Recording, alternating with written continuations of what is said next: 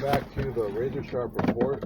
I bold like a leopard, and this is going to be a special podcast episode where I'm announcing the rise of what I call a proposal, and I hope will be a movement, and I'm going to call it Jaffa for right now, the Jewish Alliance for the First Amendment.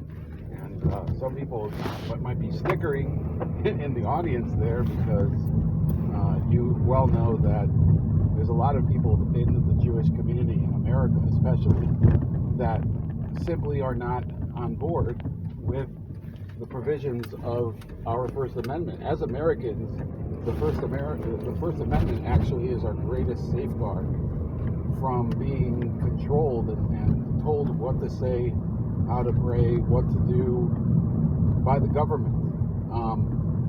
I wrote a Substack newsletter a couple of days ago, and in it I outlined the need for a movement like this, specifically within the Jewish community. That doesn't mean, of course, that I think that you shouldn't be able to support or participate or render criticism if that's your choice, if you're not Jewish. But within the Jewish community, we have a deficit of people who are willing to come out and stand up for civil liberties. There are plenty of Jewish groups that are out there advocating for liberal causes, right? There's Ben the Ark, there is,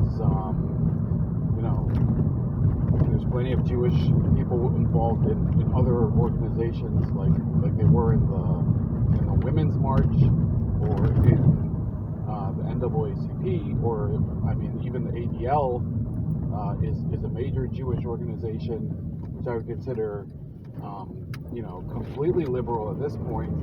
So there's plenty of groups like that, and there's several groups. There aren't as many as there are liberal that are explicitly conservative. There's the Republican Jewish Committee, just like forgot to mention there's the Jewish Democratic Council.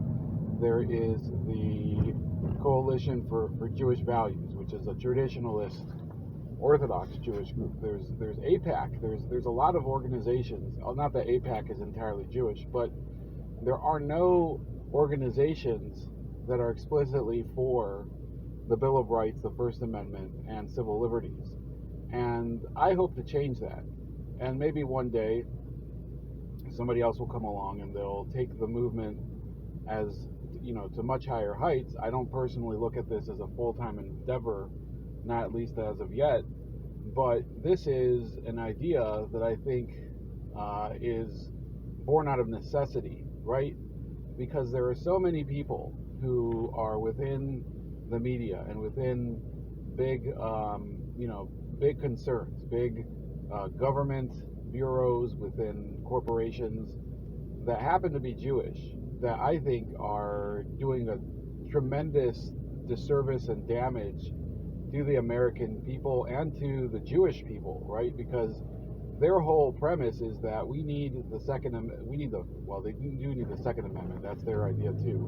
Unfortunately, they don't stop at the First Amendment, but they also, they look at the First Amendment. They look at freedom of speech and see a lot of threats because they know that there is a lot of hate out there, and this isn't the issue. I'm not denying that there's hate speech, and I don't deny that there's people with very hateful intent out there, but they see that as a threat to the survival of our people, of Jews and Jewish Americans throughout the world, and they don't realize that the idea that we're going to be able to contain this using censorship is idiotic, right? The idea that we're going to be able to do this through comment moderating, through taking down videos, that we're going to be able to stop anti-Semitism through removing tweets, through banning accounts,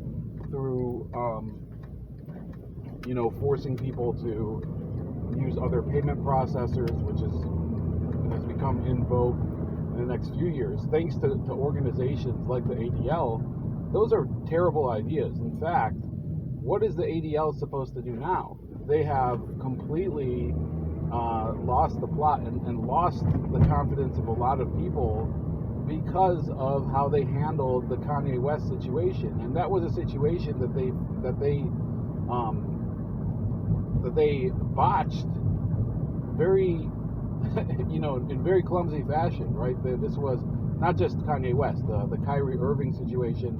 So a lot of people are saying, even people who I would never consider to be paragons of freedom of speech, like Aaron Ross Sorkin of CNBC, they're saying, well, the ADL's position is we will condemn you and force you to apologize and smear you as an anti-Semite, as a Jew hater, up until you completely cave and then you make a donation to the ADL. And he called them out on TV. And John Greenblatt, who is the head of the ADL, actually, and I have this all in my article, he actually had to respond to that and say, well, I wish that was the truth. I wish we were getting... Well, the truth is that he was ready to accept the money from Kyrie Irving. And then Kyrie Irving basically made the deal a non-deal because I don't remember what happened, but he did say something that pissed off the ADL again, and it was a huge embarrassment for them because they were ready to make nice based on a political donation, or not political donation, really a major donation, $500,000 to the ADL, right? This was yet one more shameful episode in their history. I remember also that at one point they were ready to accept a major donation from the YouTuber PewDiePie, if you remember him. I don't know what has happened to him. I don't really hear that much about PewDiePie anymore. But when he was under fire for certain comments that he made, and the ADL was on his back, he said, well, I recognize what I said was wrong, and I'm going to give you a little bit of money. And then PewDiePie decided, you know what, I don't think I'm going to give you the money. And he made them look like fools, because the whole issue at some point becomes, are you really in this in order to fight hate, or are you in this in order to make more money? And that's what actually cheapens the entire the entire topic, right? And it actually promotes a lot of the same stigmas that the ADL says that they're trying to fight against, which is that Jews are obsessed with money and that they're cheap and that they are greedy and that all they want is control. The ADL fulfills those stereotypes. They don't dispel them. That's what's so disgusting about the organization. But I'm not trying to limit myself to them. I think that generally there are a strata,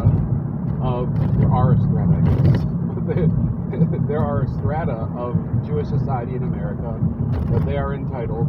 They think that because they move through the corridors of power that they're able to afford better schools for their kids. They're able to buy a car with that's pretty high on the luxury list, like a Lexus or something. They think that entitles them to a better seat at the table of the public opinion, the court of public opinion, and it doesn't. America has the First Amendment because it equalizes between those of us that are poor, are rich, are Catholic, are Protestant, are Hindu, are Jewish. That's the idea behind the First Amendment, that it doesn't limit one group or another at the in order to promote the power of the other ones. So this is really a topic that has been very close to my my mindset for many years, and I'm not calling it JAFA, the Jewish Alliance for Freedom it's a Jewish Alliance for the First Amendment. I'm not calling it for any specific reason. I just thought it would be a very catchy acronym. But I think that if you're out there and you've been, of course, within either the Jewish community or you know people within it, and you see this type of behavior, this vicious behavior where they say, oh, well, you're not really supposed to say that. It's actually in bad taste. This harms people's sensibilities. It doesn't matter, actually, what context it might be in. And you're seeing other people say this, and you realize that what they're saying is nonsense, because at the end of the day, people's words are merely a reflection of their mindset. And would you rather have somebody lie to your face, pretend that they're your friend, and then knife you in the back in the end? Or would you rather know what they say because they have the freedom of speech? Don't you think that would let you know who to watch out for if they're a problem? And on the other hand, don't you think if they have the freedom of speech, they might be more inclined to have a better relationship with you? That's what I think is the value of having a free speech society. A society based upon freedom of speech is, I think, one where people might at least decide to have better conversations with their neighbors, right? I could be wrong, but I don't want to live in a society where people are constantly looking behind their back, trying to say, oh, did I say something that would offend somebody else? Look, yesterday there was a meeting that I was in. It was a web meeting at work, and my boss actually asked which Christmas tree everybody is sporting for their holiday. And I could have taken offense. He was asking whether it was an artificial tree or whether it was a natural tree from outside. And, I had to answer the question too. I said I have an imaginary tree because I don't have one, because I don't celebrate Christmas. But I didn't take offense, because it's not really something. I mean, I thought it was a little bit of a tough question to answer if there's only two choices. But and people could take offense to questions like that, but the choice not to take offense is actually better. Why would I want to jeopardize an entire work relationship just in order to get into some argument over a small matter like whether I should be asked a question about Christmas, right? I'm a big boy. I can talk about Christmas. Isn't that the way that we were raised, to be mature enough to talk about topics that are like? And Christmas is by no means the most mature topic. It's supposed to be a topic that most people would at least, be able to, talk about, their Christmas movies or their music and things like that. These are areas where I think people have gone soft at a remarkable pace in terms of freedom of speech, where you're not allowed to ask people certain questions because of who they are, or maybe who they claim to be at this point, because you're not allowed to use the wrong pronouns on a certain person. That's one of Twitter's policies. You can't dead name a person. You can't use their former name, what they were once called before they transitioned into a different gender. Look at the world that we've created, all in the name of being nice to other people. It's become basically some sort of police state. It's not the police that's enforcing it. It's big tech platforms. It's corporate employers. It's financial institutions. Those are the people that are enforcing our speech codes. And granted, a lot of the speech that goes out there that gets punished, it's speech that I wouldn't support the message of it. And that's the whole point. I don't need to support the message in order to support the right to deliver it, the right to voice it. There was always this saying growing up that you don't shoot the messenger, right? And nowadays you have news reports that are being basically sanitized. For example, whenever there is a crime, you often have in news reports, locally especially, the race of the suspect being omitted, right? So you'll have people be told how they're dressed and what car they're in, the color of all those things, but they won't tell them which race. Now, often the victim will be of the same race as the perpetrator. So where's the racism in that? In telling you what the person looks like just from a description. That is one of the ways that freedom of speech is being basically rolled back, by telling people, well, it's wrong to do this because it could create profiling, and that would further the injustice in our society towards certain populations. So these are all areas where I think I'm going to start writing a lot more about it. And I don't like to be an activist, so I don't think that's the title I'm going to call myself, but I will. I mean, this is effectively a foray into activism. It's not something I like. I think people who consider themselves to be activists often are, preposterous and bizarre in their appearance and in the way that they express themselves. And it's not really something that I always wanted to get into, but effectively this is an activist group, and I'm hoping that it actually turns into a group instead of just a proposal for a group, which it is right now. But I'm looking for allies. I'm looking for people out there that will come out and say, yeah, I also believe in the First Amendment. It doesn't matter whether you're Jewish, by the way, or not. If you want to be at least a supporter or to voice your support or to share the group or whatever, I welcome it. And I think that the mission of this will be to be a counter ADL. Look, there was a debate a couple of days ago between Alex Jones and Nick Fuentes. And I certainly am not a big follower of Nick Fuentes. And Alex Jones, I don't really have an opinion either way on him. I just think he's a meme. He's hilarious, but I don't think he's somebody that I follow or trust every single word that he says.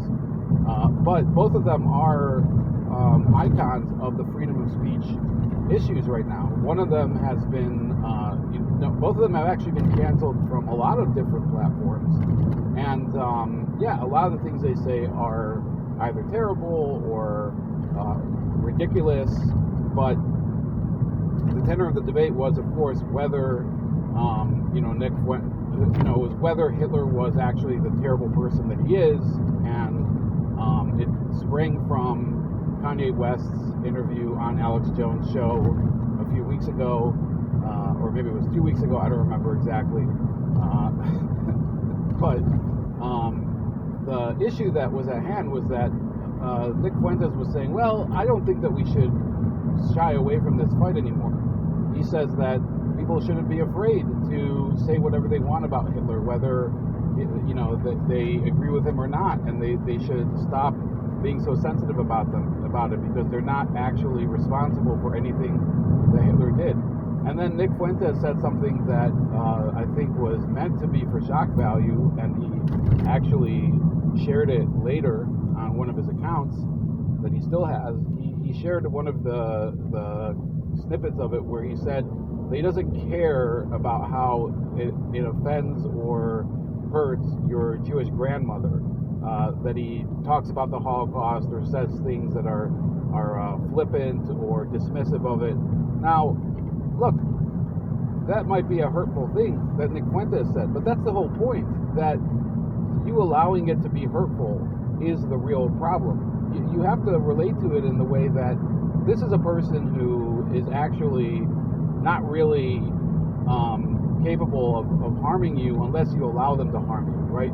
Nick Fuentes is actually, I would consider him to be a big failure, but for the help of media organizations. They've made him famous. The censorship has made him famous. That the mere fact that they cover his stupid political conference every year has made him famous. There's people who are major, we're talking about Nick Fuentes right now on my channel. The fame that's been given to him is largely thanks to the stupidity and censorship of organizations like the ADL. If people would have looked at him and ignored him because he's clearly, not the most imposing figure, and he doesn't really have quite the level of support that he claims to have, and just dismissed him and said, well, the guy is a hateful person, but whatever, there's a lot of people like that out there. That's my attitude. What do you think would happen? His movement wouldn't grow. It probably would splinter. It has splintered in the past. There are groups that have come out of his movement that don't really differ in a significant way from his viewpoints, but they just don't like him, right? Because in many cases, these extreme viewpoints, they attract people who have a lot of anger and resentment in their lives, and that anger and resentment doesn't just carry towards people that are ideological opponents. They end up resenting people that they think are in their way from getting more influence and power. So that is the real way to relate to these groups, not to go to big corporations like Google or Amazon or whatever it might be, Apple Pay, Twitter, all these organizations that have been partnering with the ADL and groups like that. It's only grown the influence and fame of these disgusting figures like Nick Fuentes, right? And I've always been the person who says people have the right to be offensive. They have the right to say things that are terrible, that are objectionable. It's something that I stand by. I probably have said things that are terrible and objectionable on this channel. And the people who get mad at that are usually people who they don't know how to manage themselves outside of the four walls that are their home. They need somebody else in order to basically vent to and take out their frustrations. So all they can do is complain about something that somebody else said. And that is really the message that I wanted to deliver today.